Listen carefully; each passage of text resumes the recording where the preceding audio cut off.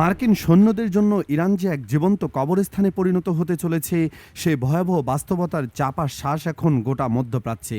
যদি মার্কিন বাহিনী ইরানে পা রাখার সাহস দেখায়, তবে একজন আমেরিকান সৈন্য জ্যান্ত ফিরে যাবে না বলে যে বজ্রপাতী হুঙ্কার এসেছে তেহরান থেকে, তা ওয়াশিংটনের ঘুম কেড়ে নেওয়ার মতোই শীতল। পেন্টাগনের রক্তচক্ষুকে বুড়ো আঙুল দেখিয়ে মধ্যপ্রাচ্যের বুকে কাঁপন ধরিয়ে দিয়ে পারস্যের এই নায়ক স্পষ্ট জানিয়ে দিয়েছে, আগ্রাসনের জবাব হবে কেবল ধ্বংস দিয়ে। মার্কিন প্রেসিডেন্ট ডোনাল্ড ট্রাম্প যখন আঙ্কারায় ন্যাটোর মঞ্চ থেকে ইরানের উপর আবার হামলার ইঙ্গিত দিচ্ছেন, ঠিক তখনই মার্কিন দম্ভকে মাটির সাথে মিশিয়ে দিতে পাল্টা রণকৌশল সাজিয়েছে বীরের জাতি ইরান। এই চরম উত্তেজনার ঘটনার সূত্রপাত আঙ্কারায় ন্যাটোর শীর্ষ সম্মেলন থেকে।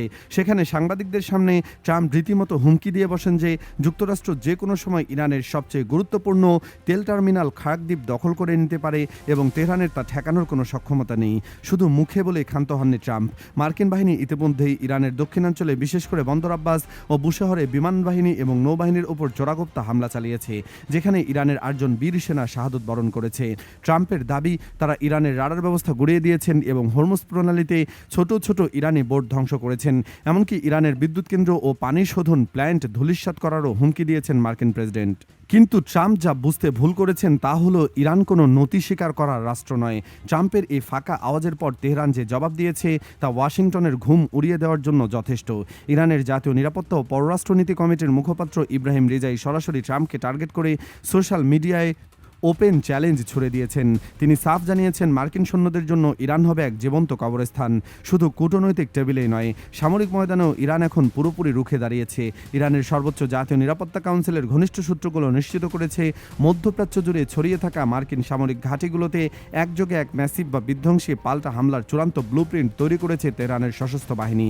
খাতাবাল আম্বিয়া যৌথ সামরিক সদর দপ্তর থেকে হুঁশিয়ারি দেওয়া হয়েছে, আমেরিকার এই আগ্রাসনের এমন এক ক্রসিং রেসপন্স বা পিছিয়ে ফেলার মতো জবাব দেওয়া হবে, যা পরিণতি সামলানোর ক্ষমতা হোয়াইট হাউসের নেই। চীন, রাশিয়া আর ইরান বিশ্ব রাজনীতিতে আমেরিকার একাধিপত্য রুখে দেওয়ার এই 3 প্রধান অক্ষকে এক লহমায় স্তব্ধ করে দেওয়ার এক মরিয়া এবং আত্মঘাতী চাল চালছে হোয়াইট হাউস থেকে। ইরানের গোলিস্তান প্রদেশের এক শান্ত ভোরে মার্কিন ক্রুজ মিসাইল যখন আঘাত হানল কৌশলগত ওক্তাই খান রেল সেতুতে, তখন তা কেবল একটি কংক্রিটের সেতু ধ্বংস করেনি, বরং আঘাত করেছে বেইজিং, মস্কো এবং তেহরানের বাণিজ্যিক মৈত্রীর মূল ধমনীতে। ওয়াশিংটন ভেবেছিল এই চোরাগুপ্তা হামলায় পারস্যের সিংহকে কোণঠাসা করা যাবে। এখন সবচেয়ে বড় প্রশ্ন, আমেরিকার এই দুঃসাহসের পর চীন, রাশিয়া এবং ইরানকে একজোটে সাজাচ্ছে এক মহাপ্লাবনের মতো প্রতিশোধের ব্লুপ্রিন্ট। কাতার ভিত্তিক সংবাদ মাধ্যম আল জাজিরা এবং ইরানের রাষ্ট্রীয় ঘনিষ্ঠ ফার্স্ট নিউজ এজেন্সি এক বিস্ফোরক প্রতিবেদনে উঠে এসেছে এই হামলার চাঞ্চল্যকর তথ্য। ইরানের উত্তরাঞ্চলীয় গোলস্তান প্রদেশের কৌশলগত ওক্তাই খান রেল সেতু লক্ষ্য করে একটি মার্কিন ক্রুজ ক্ষেপণাস্ত্র নিক্ষেপ করা হয়েছে। এই সেতু কোনো সাধারণ রেল লাইন নয়, এটি ইরান, তুর্কমেনিস্তান হয়ে সরাসরি চীন এবং উত্তরমুখী রাশিয়ার রেলপথের সংযোগকারী এক মহাপরিকল্পনার মূল চক পয়েন্ট বা সংকীর্ণ কৌশলগত অংশ। বেইজিং ও মস্কোর সাথে তেহরানের যে অবাধ আঞ্চলিক বাণিজ্য ও পণ্য পরিবহন ব্যবস্থা গড়ে উঠেছিল, তার প্রধান লাইফলাইন ছিল এই করিডোর। ওয়াশিংটনের দীর্ঘদিনের মাথা ব্যথা ছিল এই 3 শক্তির উদয়মান অর্থনৈতিক জোট, আর সেই ক্ষোভ থেকেই সরাসরি ইরানের সার্বভৌমত্ব লঙ্ঘন করে এই অর্থনৈতিক ধমনীতে আঘাত হানল মার্কিন বাহিনী। আমেরিকা হয়তো ভেবেছিল, ইরানের অভ্যন্তরে হামলা চালালে বেইজিং ও মস্কো কেবল কূটনৈতিক নিন্দা জানিয়ে ক্ষান্ত হবে, কিন্তু এবার হিসাব ভিন্ন।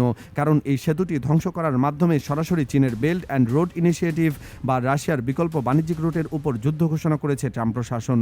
এটি শুধু ইরানের উপর হামলা নয়, এটি পুতিন এবং শি জিনপিংয়ের অর্থনৈতিক স্বার্থের উপরও মার্কিন চপেটাঘাত।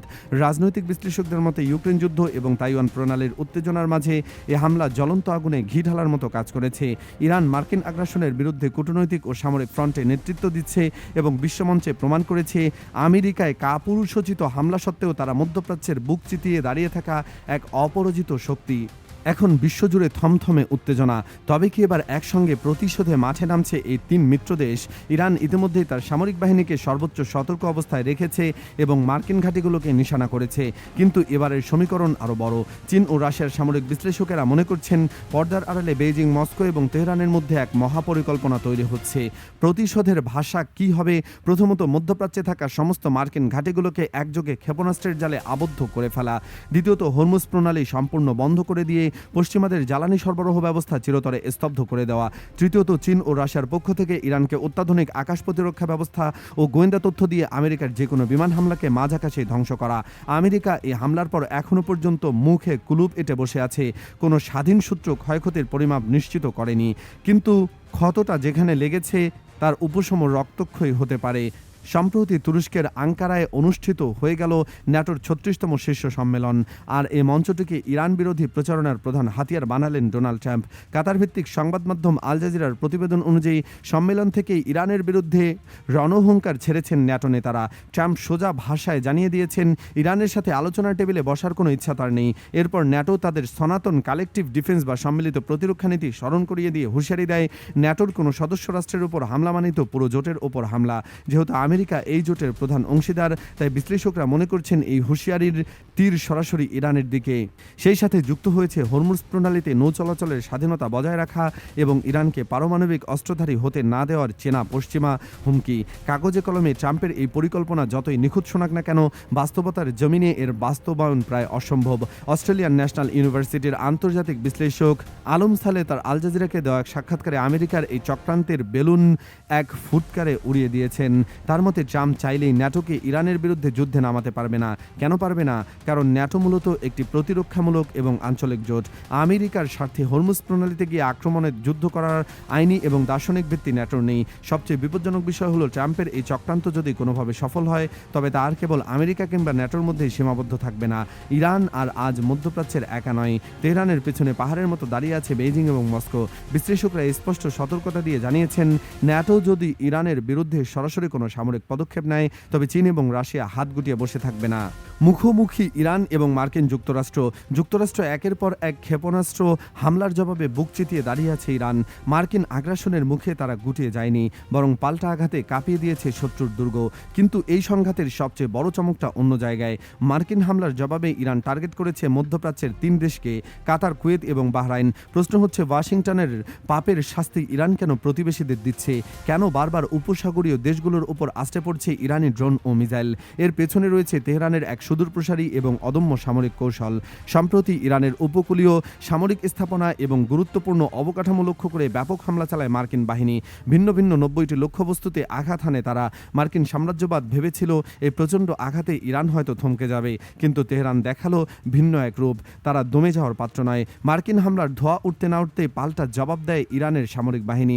তাদের মূল লক্ষ্যবস্তু হয়ে ওঠে উপসাগরীয় ৩ দেশ, কাতার, কুয়েত এবং বাহরাইন। কাতার ভিত্তিক সংবাদ মাধ্যম আল জাজিরা বিশ্ববাসীকে জানায় এর রুদ্ধশ্বাস পাল্টা হামলার খবর।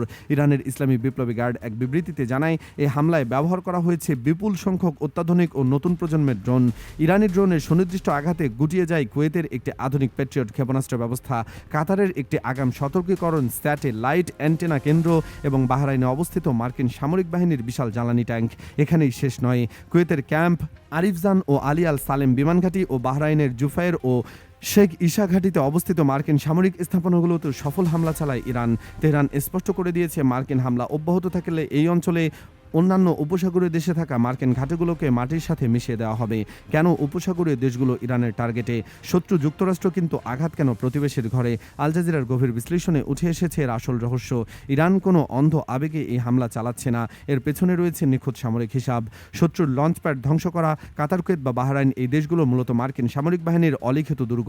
এই দেশগুলোতে থাকা মার্কিন ঘাঁটি এবং তাদের আকাশসীমা ব্যবহার করেই মার্কিন যুদ্ধবিমানগুলো ইরানের ওপর বোমা বর্ষণ করে। অর্থাৎ প্রতিবেশীদের মাটি ব্যবহার করেই ইরানের সার্বভৌমত্বে আঘাত হানা হচ্ছে। স্বাভাবিকভাবে ইরান এই উৎসমুখগুলোকে আগে থেকে বন্ধ করতে চায়। শত্রুর ব্যয় বাড়িয়ে দেওয়া।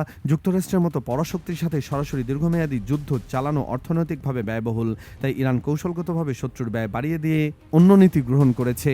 মার্কিন ঘাঁটির জ্বালানি ট্যাঙ্ক বা আকাশ প্রতিরক্ষা ব্যবস্থা ধ্বংস করার অর্থ হলো পেন্টাগনকে বিলিয়ন ডলারের লোকসানে ফেলা।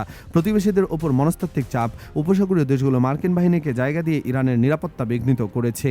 ইরান তাদের উপর পাল্টা আঘাত এনে এ বার্তা দিচ্ছে যে যুক্তরাষ্ট্রকে জায়গা দিলে খেসারত তোমাদেরও দিতে হবে। এর ফলে এই দেশগুলো নিজেদের নিরাপত্তার স্বার্থে মার্কিন হামলা বন্ধ করতে ওয়াশিংটনের উপর চাপ সৃষ্টি করতে হবে। ইরানের এই সাহসী প্রতিরোধ ও পাল্টা কৌশল অনেক ক্ষেত্রে মার্কিন অহংকারকে গুড়িয়ে দিয়েছে। তবে পরাশক্তি যুক্তরাষ্ট্রের আগ্রাসী মনোভাবের কারণে এই যুদ্ধ থামার কোনো লক্ষণ নেই।